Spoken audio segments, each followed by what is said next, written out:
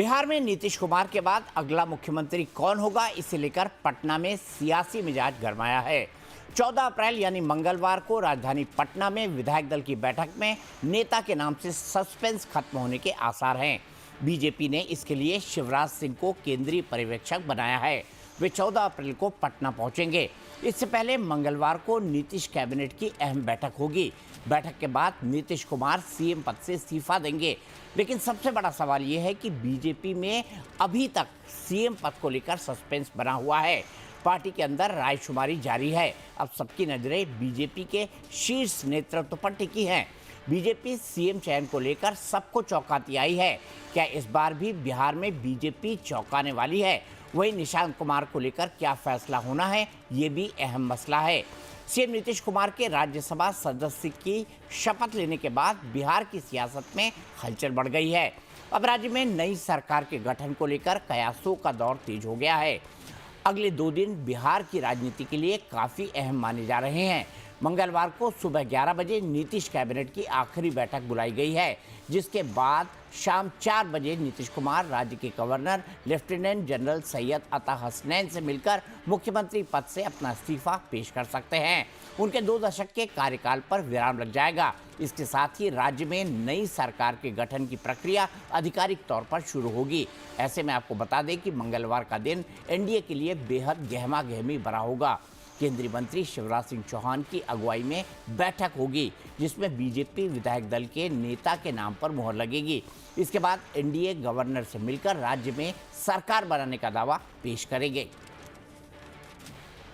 कल शिवराज जी 14 तारीख को आ रहे हैं। भारतीय जनता पार्टी के विधायक दल के नेता के रूप में नेता के चयन के लिए केंद्रीय नेतृत्व ने उन्हें ऑब्जर्वर के रूप में नियुक्त किया है और शिवराज जी 14 तारीख को बिहार आ रहे हैं। लेकिन सबसे अहम सवाल यह है कि बिहार में एनडीए की सरकार तो बननी तय है, लेकिन अगला मुख्यमंत्री कौन होगा, इस पर से पर्दा उठना बाकी है। बीजेपी ने अभी तक अपने पत्ते नहीं खोले हैं। अब तक बीजेपी के डिप्टी सीएम सम्राट चौधरी का नाम सबसे आगे चल रहा है। इस बीच बिहार बीजेपी के अध्यक्ष संजय सरावगी ने सम्राट चौधरी से मुलाकात की है। वहीं इस मसले पर जेडीयू का कहना है कि अब मुख्यमंत्री के नाम पर फैसला बीजेपी को करना है। बीजेपी किसे नेता चुनती है, इसके बाद एनडीए विधायक दल में सभी विधायक मिलकर अपने नेता को चुनेंगे। कौन नेता होगा, यह सस्पेंस अब भी बरकरार है।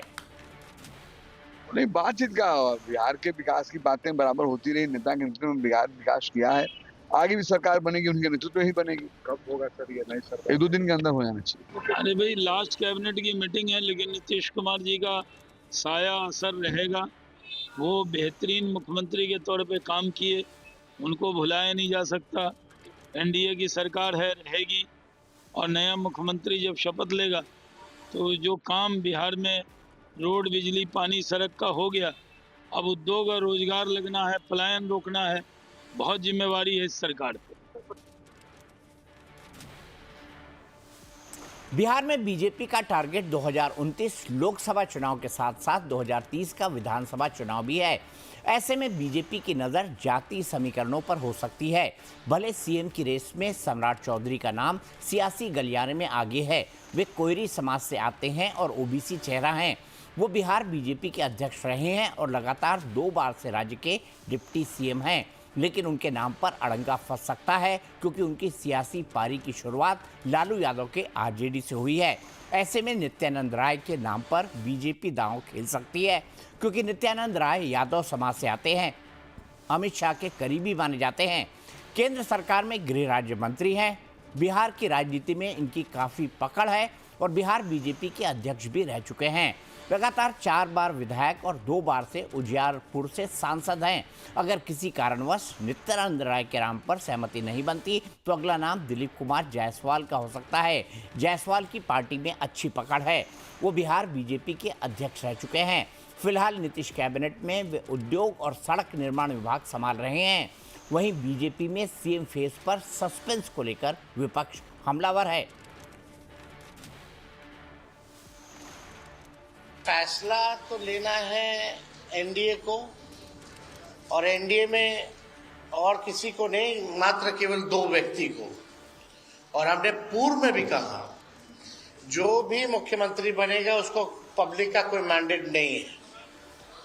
जो भी मुख्यमंत्री बनेगा, नई सरकार बनेगी, अब गुजरात से सरकार चलेगी। और ये बात चुनाव में भी हम लोग बोलते थे कि भाई एनडीए आएगा तो गुजरात से ही चुनाव चलेगी। और ये भी बात बोलते थे कि नीतीश जी को रहने नहीं दिया जाएगा। अब कौन बनता नहीं बनता, सबके मन में लड्डू तो है ही है ना वहां। आज अगर एनडीए में सभी लोग सीएम के लायक हैं, जैसा कि तेजस्वी यादव बोल रहे हैं कि सीएम की कुर्सी में सब लगे हैं, तो ये तो बहुत बड़ी बात है कि हमारे पास इतने नेतृत्व हैं, नेता हैं। कोई बोलते हैं ना कभी कभी कि सीएम का चेहरा कौन होगा, लेकिन अब वो बोल रहे हैं कि सीएम का चेहरा बहुत ज़्यादा है।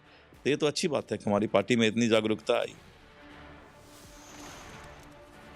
दलित वोट साधने के लिहाज से बिहार बीजेपी किसी दलित नेता के नाम को आगे बढ़ा सकती है। इसमें पार्टी का दलित चेहरा विधान पार्षद जनक राम का सबसे आगे है। बीएसपी से राजनीति की शुरुआत करने वाले जनक राम बीजेपी में पढ़ा लिखा दलित चेहरा हैं। नीतीश सरकार में वो मंत्री भी रह चुके हैं। बिहार में दलितों की आबादी 19% से ज़्यादा है। अगर जनक राम सीएम बनते हैं तो चिराग पासवान के वोट बैंक में बीजेपी सेंधमारी कर सकती है। साथ ही पड़ोसी राज्य यूपी में 2027 में होने वाले विधानसभा चुनाव के लिए भी दलित वोट को साध सकती है। इन दोनों पीएम मोदी का नारी शक्ति वंदन अधिनियम पर जोर है। ऐसे में आधी आबादी को साधने के लिए बीजेपी बिहार में महिला मुख्यमंत्री भी बना सकती है। बिहार बीजेपी में कई महिला नेता भी सीएम पद की बड़ी दावेदार मानी जा रही हैं, लेकिन बीजेपी से राज्यसभा सदस्य धर्मशीला गुप्ता को सीएम का नाम सीएम पद में सबसे आगे है। दरभंगा से आने वाली धर्मशीला गुप्ता ने वार्ड पार्षद से राज्यसभा तक का सफर तय किया है। वैश्य जाति से आने वाली धर्मशीला गुप्ता अति पिछड़ा समाज से आती हैं। राजनीति में उनका अनुभव भी काफ़ी लंबा है। अगर युवा महिला चेहरे की बात करें तो खेल मंत्री श्रेयसी सिंह मुख्यमंत्री बन सकती है। राजपूत समाज में आने वाली श्रेयसी पूर्व केंद्रीय मंत्री दिग्विजय सिंह की बेटी हैं। वो 2 बार से बीजेपी की विधायक हैं। श्रेयसी को सीएम बनाकर बीजेपी राजपूत वोटर्स की नाराजगी को दूर कर सकती है, लेकिन आखिरी फैसला मंगलवार को होगा। कयास ये भी लगाए जा रहे हैं कि बीजेपी मध्य प्रदेश, राजस्थान, उड़ीसा और दिल्ली की तरह एक ऐसा फैसला करे जो चौंकाने वाला हो।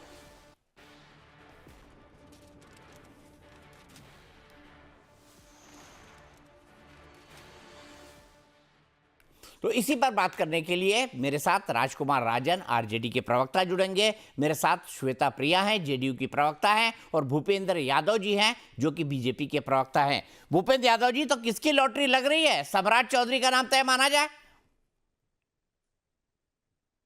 दीपक जी, ऐसा है कि हमारे यहाँ जो है ना, माननीय नीतीश कुमार जी के नेतृत्व में सरकार एनडीए गवर्नमेंट चल रही है और पूरी तरह से आगे बढ़ रही है। हमारा विकसित विकासशील बिहार, विकसित बिहार की श्रेणी में खड़ा होने जा रहा है। अब रही बात, ये संवैधानिक प्रक्रिया है। हमारे आदरणीय नीतीश कुमार जी राज्यसभा चले गए हैं। हमारा एनडीए का 5 घटक दल मिल बैठ करके ये फाइनल करेंगे, क्योंकि हमारा शीर्ष नेतृत्व ही ये सारी चीजें तय करती है। दीपक जी, मैं आपको स्पष्ट बता दूं कि हमारे बिहार के डायनेमिक पर्सनालिटी आदरणीय नीतीश कुमार, ये बिहार का बहुत बड़े जो है ना, मतलब शिल्पकार हैं रे भाई। और इस शिल्पकार का किया हुआ पूरे बिहार की सम्मानित जनता आशा और आकांक्षाओं से देखती है।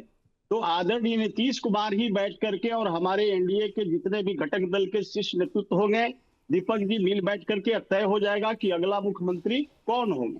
लेकिन मैं अभी आपको बता दूं स्पष्ट कि आज एनडीए की सरकार है, कल भी एनडीए की सरकार थी और परसों भी एनडीए की ही सरकार रहेगी और एनडीए के ही कर्णधार बनेंगे जो बिहार को, नीतीश कुमार जी के मॉडल को स्थापित करे और बिहार को कैसे विकासशील बिहार से विकसित बिहार की ओर ले जाए, इसकी जो है ना ध्यान में रख करके मुख्यमंत्री का चुनाव होने जा रहा है। यह तय है। कल हमारे यहाँ भी बैठक है। हमारे ऑब्जर्वर माननीय बन करके आ रहे हैं केंद्र से, और आदरणीय नीतीश कुमार जी, जेडीयू हमारा जो घटक दल के एक मुखिया हैं हमारे आदरणीय नीतीश कुमार जी, उनके यहाँ भी बैठक होगी। तो ये सारा मिल बैठ करके हम लोग आपस में एनडीए फाइनल कर लेंगे। अब फाइनल होकर के जिनका जो कर्णधार बनने वाले होंगे, क्योंकि हमारे यहाँ तो बड़ी लंबी फहरिस्त है। ये जो है तेजस्वी जी भ्रम फैलाते हैं, जो कल तक जो है ना यही लोग बिहार को जंगल राज के जो है ना रास्ते में ढकेल करके ले गए। क्या बिहार के अंदर में रोड नाली गली नहीं बनी? क्या बिहार के अंदर में बिजली गांव गांव तक नहीं पहुंचा? क्या बिहार में उद्योग निवेश के लिए काम नहीं कर रही है हमारी सरकार? तो ये डबल इंजन की सरकार जब काम कर रही है बिहार के विकासशील से विकसित बिहार बनाने के लिए, तो ये लोग भ्रम पैदा करते हैं। अरे भाई दीपक जी, ये लोग ला करके जो है ना तुष्टीकरण की राजनीति करते लोग बिहार के अंदर में जो है ना, मतलब बिहार को जो है ना आगे बढ़ता हुआ देखने से इनको कलेजा फट रहा है। तो देख लीजिए, इनका राजनीति समाप्त होने जा रहा है विपक्षी का बिहार में, और आने वाले समय में हमारे आदरणीय नीतीश कुमार के ही नीतीश मॉडल बढ़ेगी, और आदरणीय पूरे पांचों घटक दल मिल करके नया मुख्यमंत्री का चुनाव करके बिहार पुनः जो है ना विकासशील बिहार से विकसित बिहार की श्रेणी में खड़ा हो जाएगी। ठीक है, श्वेता के पास जी। चलते हैं। श्वेता, मुझे बताइए आपकी पहली चॉइस कौन है? क्योंकि मुख्यमंत्री नीतीश कुमार तो लगातार अपनी समृद्धि यात्रा में कहते रहे सम्राट चौधरी जी का हाथ ऊपर करके कि भाई इन्हीं को सबको संभालना है। देखिए दीपक जी, इसमें अभी सर ने भी बोला है, बहुत अच्छी बात उन्होंने बोली है। ये एक संवैधानिक प्रक्रिया होता है जिसमें मुख्यमंत्री का फेज तय करने की जिम्मेदारी वहां बैठे सारे नेताओं का है। हमारे एनडीए के जितने घटक दल हैं वो बैठ के एक लोकतांत्रिक प्रक्रिया है जो तय करेंगे। और सबसे ज्यादा जरूरी बात जानना ये है कि जो हमारे माननीय नीतीश कुमार जी हैं वो सिर्फ एक नेता तो है नहीं, वो एक विजनरी स्टेट्समैन की तरह उनको आप देख सकते हैं, और जिन्होंने बिहार को एक नया दिशा दिया है। 2005 में बिहार की क्या स्थिति थी और आज 2025-26 में देख लीजिए अभी क्या स्थिति है, जिसकी हम तुलना नहीं कर सकते हैं। और ऐसा तभी संभव हो पाया है जब नीतीश जी ने कमान संभाला था बिहार का 2005 में। तो नीतीश जी का जो मॉडल है, जो उनके अनुभव है, जो उन्होंने तय कर रखा है, जो एक लाइन विकास का जो एक लाइन तय कर रखा है, आगे सीएम फेस किन्हीं का भी हो, लेकिन नेतृत्व और गाइडेंस, जिसे हम गार्जियनशिप बोलते हैं, बिहार में वैसे भी नीतीश जी को गार्जियन ही मानते हैं, तो उन्हीं के गार्जियनशिप में बिहार अभी तक पिछले 20 वर्षों में जिस तरीके से प्रगति के पथ पे चला है आगे भी चलता रहेगा। तो इसमें कोई संशय नहीं है कि बिहार का मॉडल चेंज नहीं होगा। एक बोलते हैं इंस्टीट्यूशनल कॉन्टिन्यूटी की बात हम करते हैं, जो एक स्थिरता की बात करता है, किसी भी राज्य में हो, किसी भी देश में हो, या अगर छोटे स्तर पे अपने परिवार में भी कह ले, तो आप एक इंस्टीट्यूशनल कॉन्टिन्यूटी की बात हम लोग करते हैं जो स्थिरता बनाए रखेगा। और उसके लिए एक लाइन तय करना होता है, जो लाइन, जो रोड मैप तैयार हो चुका है 2005 से अभी तक होता आया है, और आगे भी वही रोड मैप चलेगा। ठीक है, नीतीश मॉडल चलेगा, नीतीश कुमार गार्जियन होंगे, ये तो आप लोग कह चुके हैं। लेकिन राजकुमार राजन जी, आरजेडी से आप हैं, और आरजेडी इस पूरी प्रक्रिया में कहां खड़ी हुई है? क्योंकि आप लोग पहले कहा करते थे कि नीतीश कुमार अगर जीत भी जाते हैं तो मुख्यमंत्री नहीं रहेंगे, वैसा ही हुआ।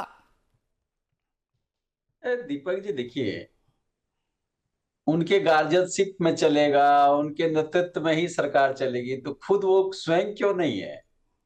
बिहार देश का पहला राज्य ऐसा होगा जो मुख्यमंत्री से हटकर राज्यसभा सदस्य बनाया जा रहा है, उसको अपर जो क्लास है उसमें शिफ्ट किया जा रहा है, लेकिन मुख्यमंत्री से बड़े ओहदे की चीज समझे जा रहे राज्यसभा के सदस्य।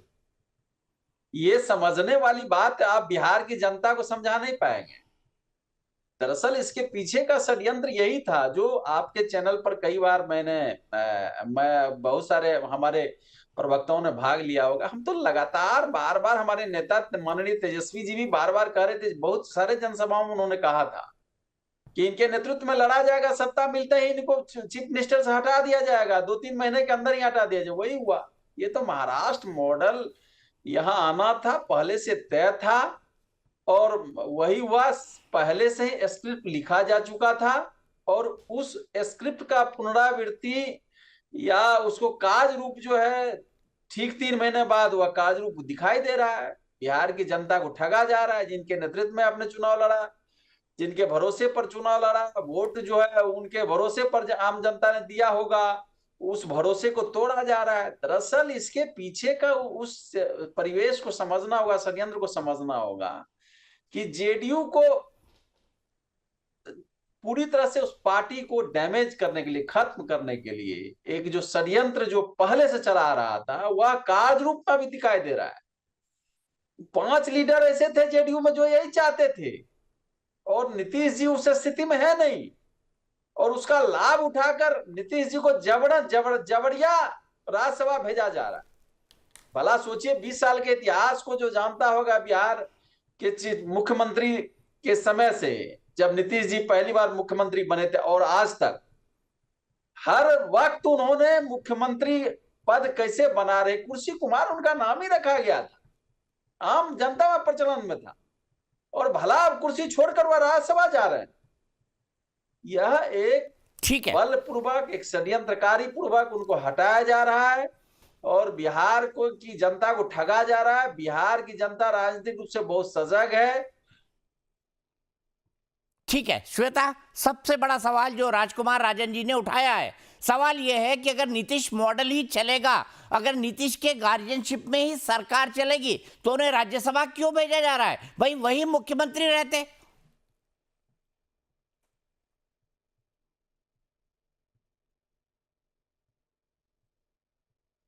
श्वेता, मेरी आवाज आ रही है आपको?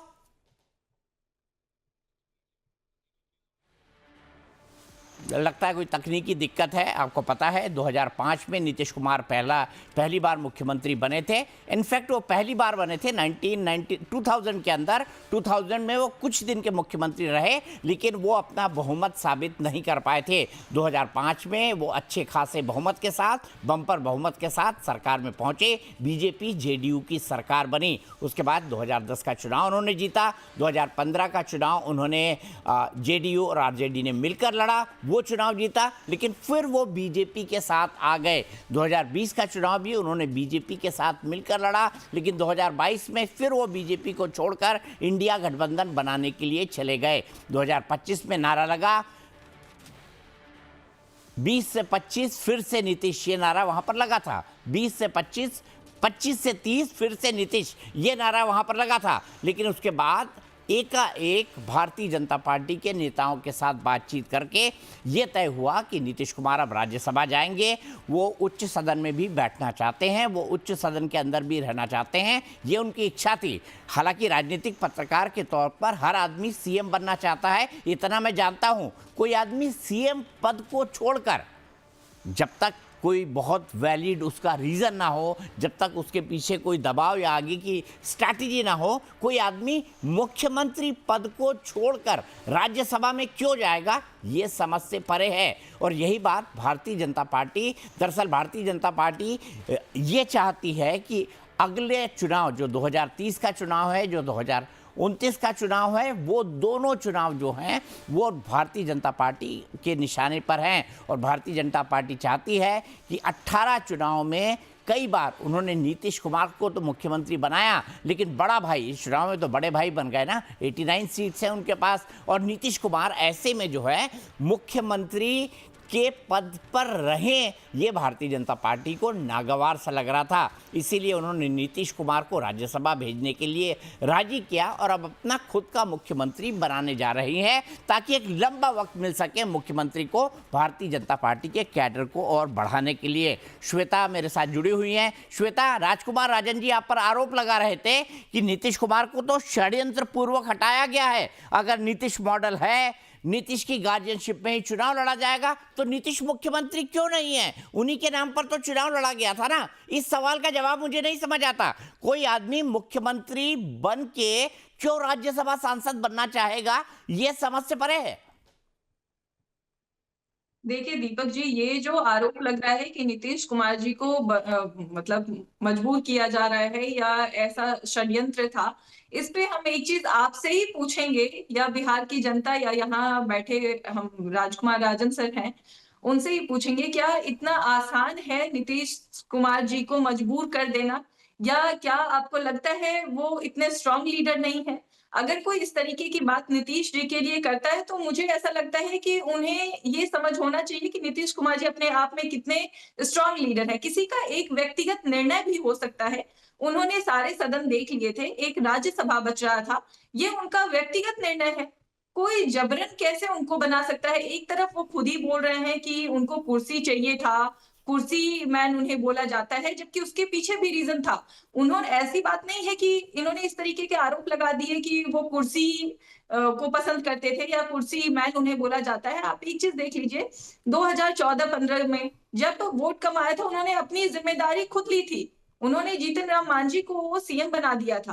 आप इस तरीके से किसी भी नेता के बारे में, और वो भी इतने डिग्निफाइड नेता के बारे में, आप नहीं बोल सकते हो।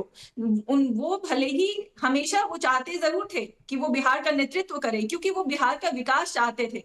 आज देख लीजिए उनके पास कितने एसेट्स हैं। 20 साल वो मुख्यमंत्री रहे, 50 साल का पॉलिटिकल करियर है। क्या है उनके पास एसेट के नाम पे? उन्होंने सेवा के सिवा किया क्या है? और आप अपने नेतृत्वकर्ता का देख लीजिए, तेजस्वी जी का अभी 10 साल का पॉलिटिकल करियर नहीं है, 27-28 एलिगेशन उनके अगेंस्ट में चल रहे हैं, वो भी इंटर स्टेट। तो इस तरीके से किसी के बारे में, एक डिग्निफाइड नेता के बारे में बोलना मुझे सही नहीं लगता है। ठीक है, राजकुमार राजन जी, बात तो सही कही श्वेता ने कहा नीतीश कुमार बेदाग है, लेकिन आपके नेता जो 2015 से राजनीति के अंदर आए, उनके ऊपर 15-20 आरोप तो अभी भी लग रहे हैं और कई सारे कोर्ट केसेस भी चल रहे हैं। तो ऐसे में कैसे आपकी स्वीकारोक्ति बनेगी? कैसे आप बिहार में जीतेंगे? क्या हमेशा अपोजिशन में रह जाएंगे? देखिए दीपक जी सामाजिक न्याय के लिए हाशिए के समाज को केंद्रीय भूमिका में लाने के लिए जो संघर्ष लालू जी और लालू जी का परिवार, तेजस्वी जी कर रहे हैं, वह देश का एक बहुत बड़ा उदाहरण है। आप ये समझिए, किसी के जेल जाने भर से वह समस्या समाप्त नहीं होती, उसका व्यक्तित्व खत्म नहीं हो जाता। नेल्सन मंडेला दक्षिण अफ्रीका में सामाजिक न्याय के लिए तेजस्वी यादव, कहाँ नेल्सन मंडेला, कहाँ राजकुमार राजन जी? आप कह रहे हैं कहाँ लालू यादव, कहाँ नेल्सन मंडेला? नेल्सन मंडेला भ्रष्टाचार में थोड़ी जेल गए थे। हाशिए की समाज अरे के लिए अगर राजकुमार राजन जी, नेल्सन मंडेला भ्रष्टाचार में थोड़ी जेल गए थे, घूसखोरी सामाजिक न्याय करी थी इसलिए थोड़ी जेल गए थे। सामाजिक न्याय की लड़ाई है। जितने सारे घोटाले हैं, उस घोटालों के जो साक्ष्य हैं, आप देखिए, जो चारा घोटाला में जो आत्मकथा लिखा है, जांच समिति में जो थे, कमेटी के चेयरमैन थे, वो आत्मकथा को पढ़ लेना चाहिए सबको। किस तरह से षड्यंत्र किया गया। देश का एक पहला ऐसा केस हुआ कि अलग अलग, एक ही केस में अलग अलग स्तर पर जो केसेस दर्ज किए गए थे, वो अलग अलग सजा होगी। ये तो हैरानी की बात है। खैर, बहरहाल आप जिस पर डिबेट कर रहे हैं, उस डिबेट के संदर्भ में यह समझना होगा कि नीतीश जी ना केवल बिहार की जनता को ठग रहे हैं, बल्कि समाजवाद का जो मूल्य था, जो समानता का मूल्य था, एक जो उद्देश्य था, एक जो ठोस आधारभूत संरचना और आधारभूत सिद्धांत की थी, उस सिद्धांत की को डाइल्यूट। ठीक है राजकुमार राजन जी, श्वेता फटाफट जवाब, मुझे ब्रेक लेना है, मेरा वक्त खत्म हो रहा है। श्वेता, राजकुमार जी आपने अपनी बात कह ली, श्वेता को बोलने दीजिए। श्वेता, इन्होंने बहुत कर दी है, सामाजिक न्याय की ये बात करते हैं और नीतीश जी के ऊपर आरोप लगाते हैं। आप ये बताइए, सामाजिक न्याय नीतीश जी से अच्छा किसी ने किया नहीं होगा। बताइए, जातीय जो नरसंहार होता था, सांप्रदायिक दंगे होते थे, वो किसके वक्त में होते थे? नीतीश कुमार जी के वक्त में एक भी हुआ होगा? या मुस्लिम हो, हिंदू हो, सिख हो, ईसाई हो, सबको बराबर की नजरों से उन्होंने देखा है। चाहे मुस्लिम हो, जितना बेनिफिट इस गवर्नमेंट में मुस्लिम वो महिला को हो या मुस्लिम को समाज को हो, उतना कभी हुआ था उनके वक्त में? अरे सारा सामाजिक न्याय की नींव का जो संघर्ष लालू जी ने डाला था, उसी संघर्ष को थोड़ा बहुत आगे बढ़ाए, उन्होंने डिल्यूट कर दिया। यह जो पद छोड़कर भाग रहे हैं, मुख्यमंत्री के पद को छोड़कर दिल्ली प्रस्थान कर रहे हैं,